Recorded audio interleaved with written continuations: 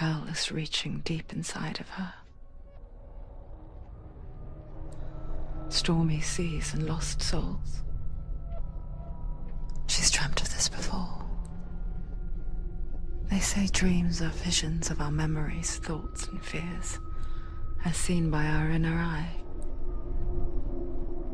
But what if each one of us is always dreaming, even when awake, and we only see what our inner eye creates for us? Is this what hell is? A world shaped by Senua's nightmares. Maybe that's why people feared seeing the world through her eyes. Because if you believe that Senua's reality is twisted, you must accept that yours might be too. You failed the gods. You're pathetic. Rotten. Cursed. What were you thinking? Did you really think you could win? How stupid can you be? So stupid. Everyone hates her. She's cursed. The shadow hates. Look at you. A warrior. Worthless. Weak. Pathetic. Go on. Feel sorry for yourself, because there is no one left to do that for you. Everywhere. You failed. What's that? Take it. If you're too much of a coward to fight, then end the suffering. Broken and lost. Just like your sword. Come on. Dare.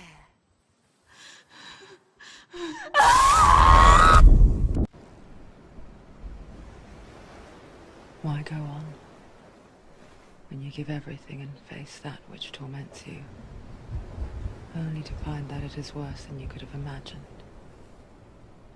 Why go on? Is it really so weak to ask this? Or are we just so afraid of the honest answer that we do not dare pose the question? Sometimes the answer lies in a memory, a feeling, a song.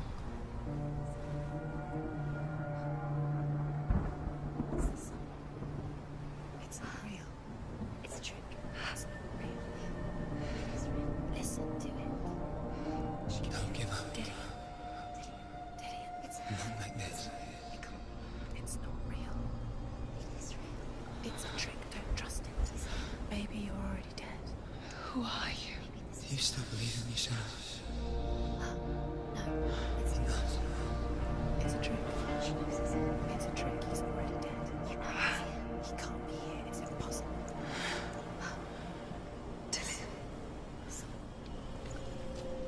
Come to me. Please.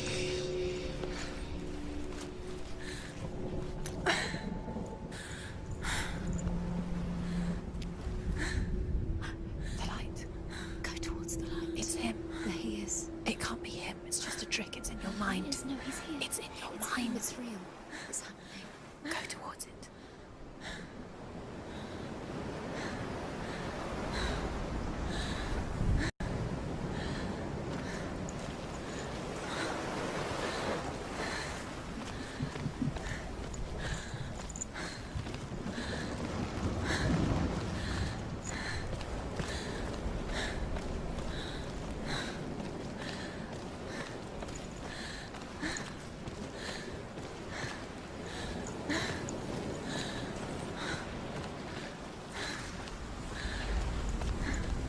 There it is. You're imagining things. It's Dylan. He's gone. He's gone. Slow. How could you? Keep going. How could you? Keep going. Ignore the pain. I told you it was to trick you. I told you. Where are you going? See, there's nothing to follow. Come on.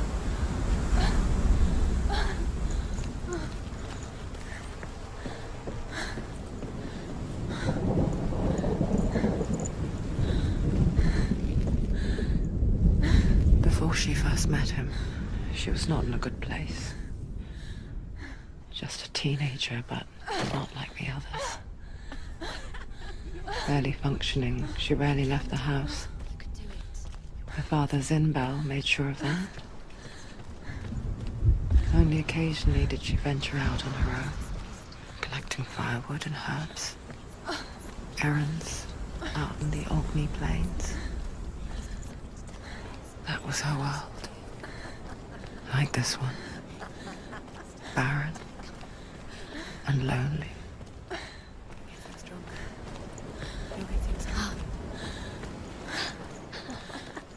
It's already disappeared. Nothing lives here, not even you. Pointless. It's in your mind. You think you can see it, but it's in your mind. There he was. The lone figure of a boy. He's there, under the tree. Swordplay under the shade of a tree. She remembers the first time she saw him. He's there. To her young eyes, he moved as if dancing, and the world danced with him. The gloom lifted, and for the first time in years, she felt a ray of hope.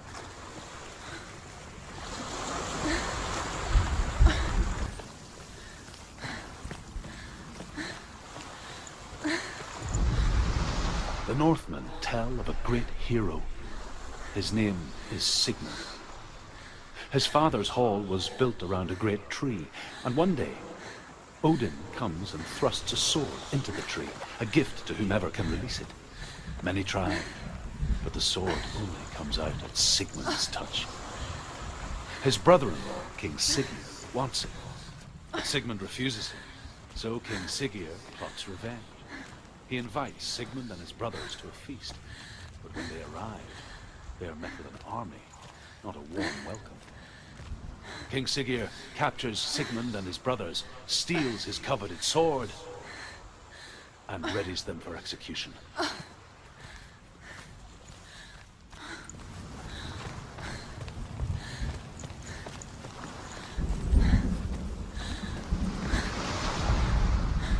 Death for Sigmund and his brothers seems certain. But the king's wife is Sigmund's sister, and she begs for mercy and implores the king to chain them up instead. He agrees. Not for mercy, though, but because he plans an even more cruel and lingering death. Chained to a tree in the forest that night, a she-wolf comes and devours one of Sigmund's brothers. She returns, ravenous, night after night, until only Sigmund is left. The next day, Sigmund's sister sends a servant with honey to smear Sigmund's face. That night, when the she-wolf appears again, you'll never guess what happens.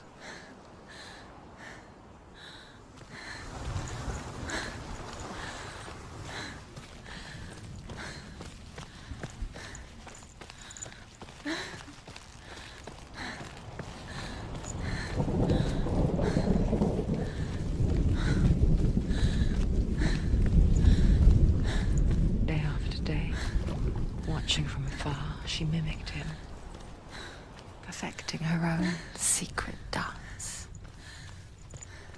wishing those fleeting moments of light would stretch out to last forever. It's a trick. It's an illusion. It's not real. Don't you really think it's real? You want to believe it's real, but it's a trick. You're deluded. Where are you going? Where is she going? Where is she going? What is she following? You can't even fight. It's just deception. How does he so effortlessly court the world and bliss? If only she could do the same. See the world through eyes anew and dance with it, just like he does.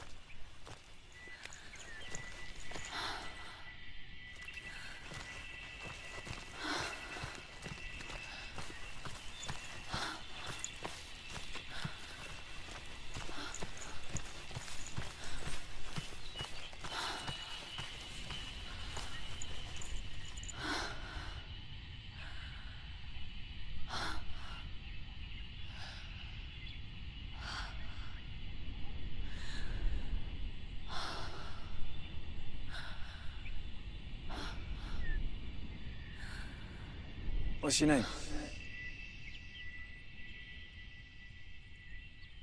Senua. I haven't seen you before.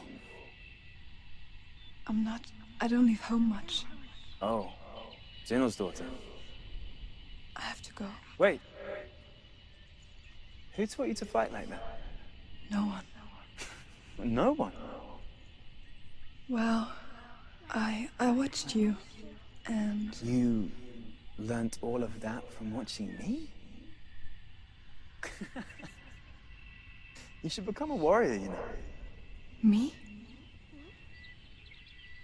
I'm Dillian. I'm here for the warrior trials.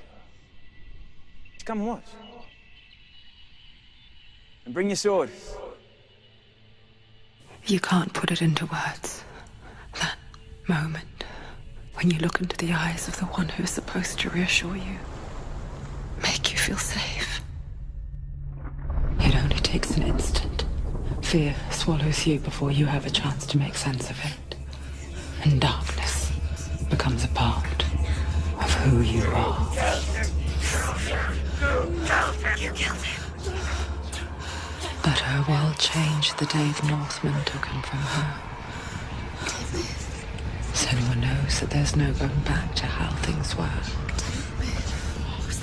That there's nothing to go back to at all. Stay still, stay quiet, hide, don't tell her. Their gods can see into your mind. They will use this power to destroy you. They won't stop me. I can still feel it. Whatever's left of him, they will never let him go. I'm not gonna let him rot here. You're the one rotting here. Leave me alone. You will die here. No. And all your suffering will have been for nothing. Shut up!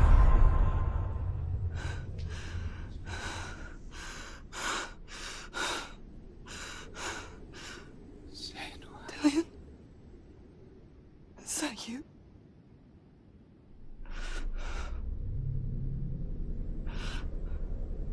I'll find you, my love. I promise.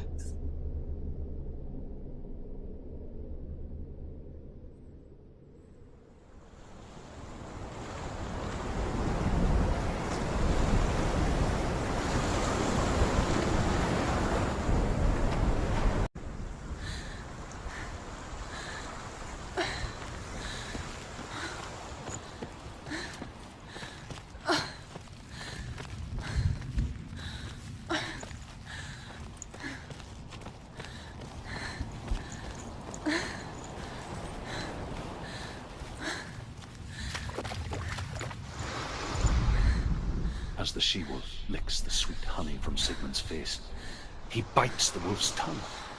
The she-wolf pulls away, but Sigmund holds on. The chains break, and he is free. After his escape, Sigmund lives like us, hidden in the forest. His enemy, King Siggeir, believing him dead, as his sister plots revenge. And for vengeance to succeed, even the great Sigmund needs help. So she sends her sons to him. But their blood is weak and corrupted, and they're put to death by Sigmund. So his sister hatches a new plan, one that is cold of heart and pure of blood.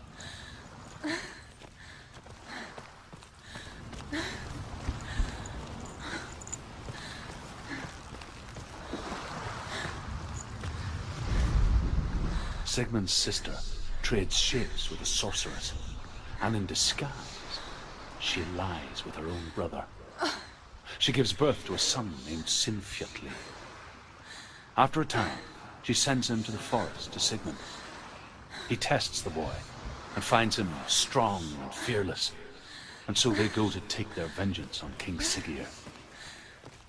But luck is not on their side. They're captured, and Siggeir has them buried alive.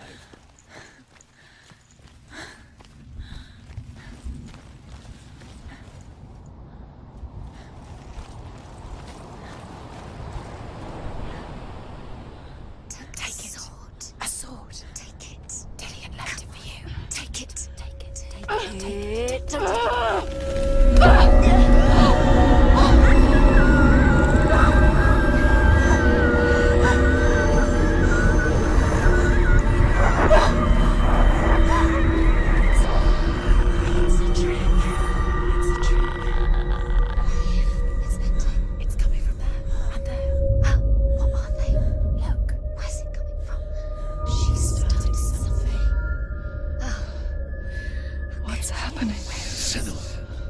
Imagine a sword that can slay gods.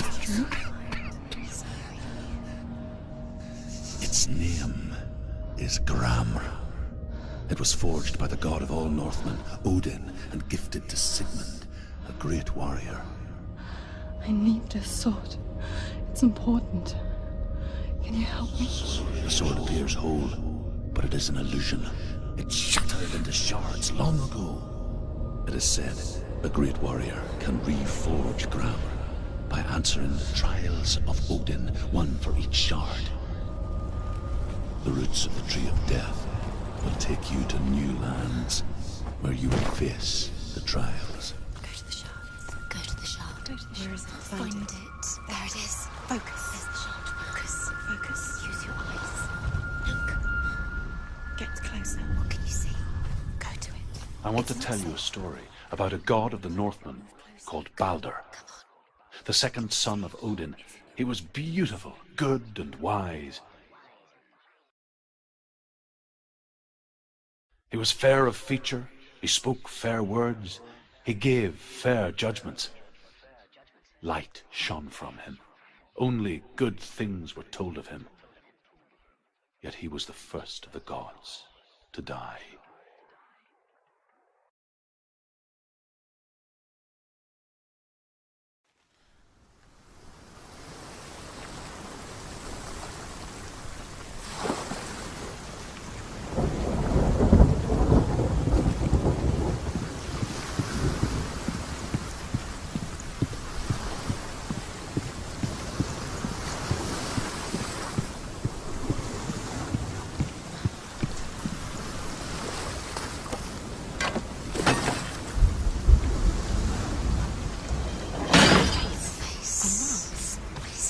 What does it see? The mask see. Stay back. Where are we? It's the same. It's another world. It's lighter. The bridge. It's not broken. It's fixed. What happened? In this one, the bridge is fixed. Let's cross it.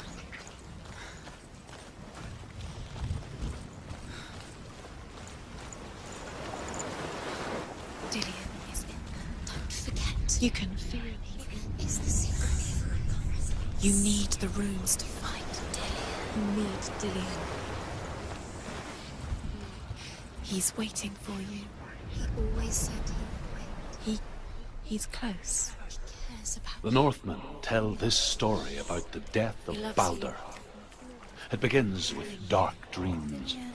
Night after night, Balder dreams of his own death, and the gods fear for his life. So Balder's mother makes everything in the world: fire, water, iron, stone, earth, wood, beasts, birds, serpents, poison, sickness, swear an oath not to harm her son. One by one, they each make their vow.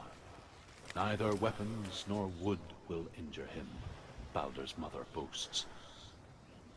Only Loki, father of Hela, the mistress of death, is not amused.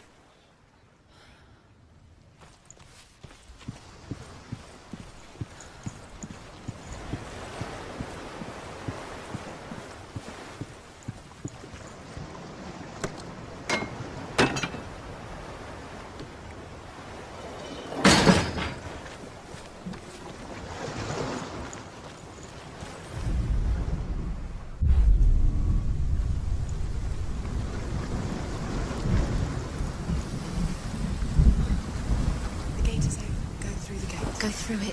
It's dangerous. Follow it. What's behind the gate? Where will it take you? It's not safe.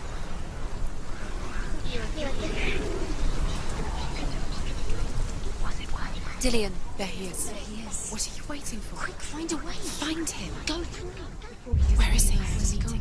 We're in the wrong world. He's not here. She's in the wrong world. He's not in this world. He's in the other one. He's in the other one. He's in the dark world. The dark. The world once seemed so simple. Black and white. Darkness and light. Narrow dividing lines of making. Dillion taught her to see further. To peek through the cracks and see the worlds of colour stretching away from the gloom.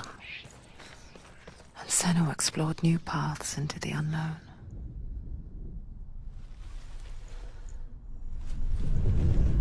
He cared in a way that nobody else did. Senua, you've got it. Why isn't he here? He's gone. He's in the dark world. The gods feast and rejoice and amuse themselves by throwing spears and stones at Balder, striking at him with sword and axe. But he comes to no harm, whatever they do. The gods never cease to wonder at this great marvel. But Loki shapes himself into a woman and asks Balder's mother, "Is it really true that all things promise to keep him safe?" "I did not ask the mistletoe," Balder's mother confesses. "I thought it was too young." Oh dear.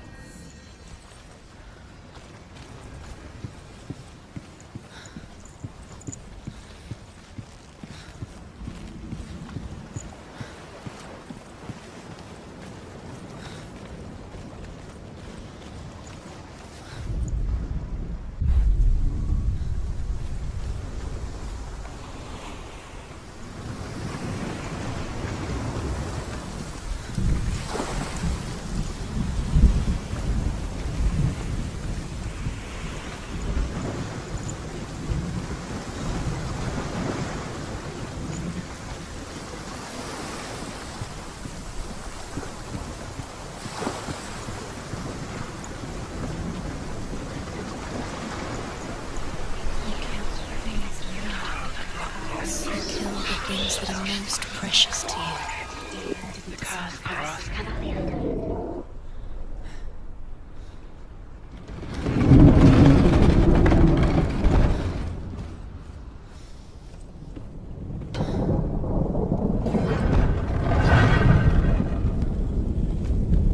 There he is. Where are you taking us? He's up there. How do you get up there? There's a way. Was it worth it? There is a way up there. She can do this. Nearly there. She finds the way.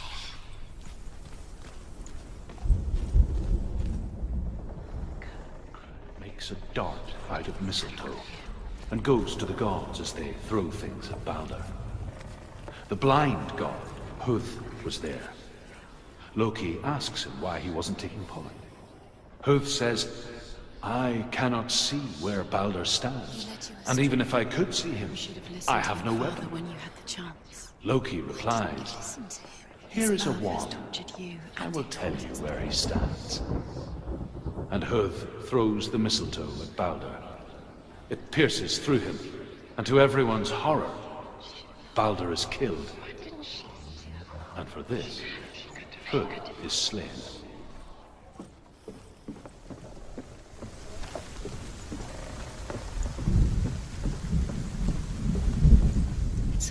The Northmen tell how the gods mourned Balder. His body was to be burnt on his ship, but they could not manage to push it into the sea and sent for a giantess to do it. She comes riding a wolf and has vipers for her reins. She pushes Balder's ship into the sea with such force that the ground shakes and the rollers burst into flames. When Balder's wife sees his body carried onto the ship, her heart bursts with grief, and she dies. She's put next to her husband, and the pyre is lit, sending the dead to hell.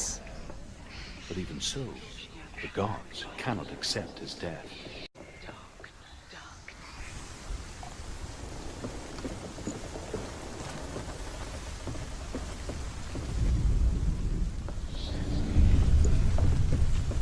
Years had passed since she left her father. She trained hard alongside her friend, Dillian. She saw things no one else could. Patterns, shapes, movement, an intuition that made her an exceptional warrior. she's doing. Friendship turned to love. Special. She thinks she can. But the shadow of darkness never let her go. She was caught between two worlds. That of Sinbad and her past, The gods are just and Dillian, her future. the gods are laughing at her. Messing with Two her. realities tearing at her soul. First time. I think she remembers him.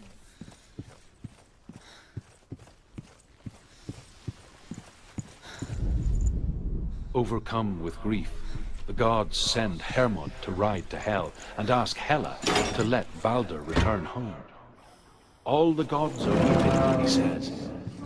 Are they? Asks Hela. We shall see if he is truly missed. If everything in the world will weep for him, he shall go back to the gods. But if even one thing refuses, Balder stays with me. The gods send messengers everywhere. Weep for Balder, weep him out of Hell. And everything wept. Men, beasts, earth, stone, trees, metal, everything. Except for a giantess they find in a cave. Balder was never my friend, she says. Let Hell keep what she has.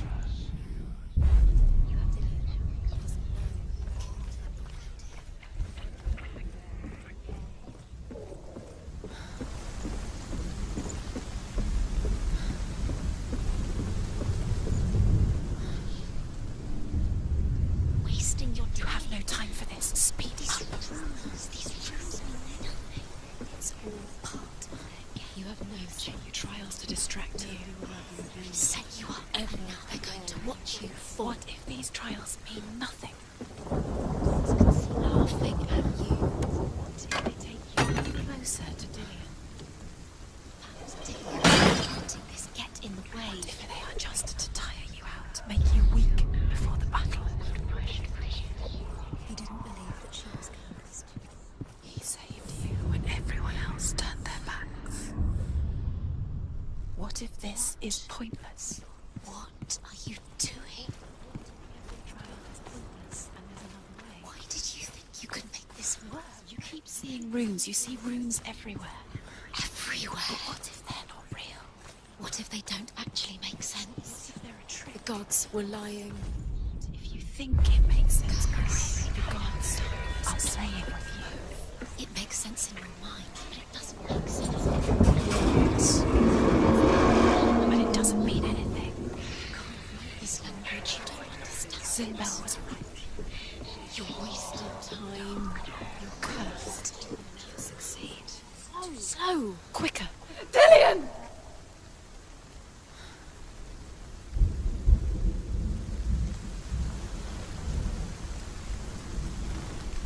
Be very, very careful.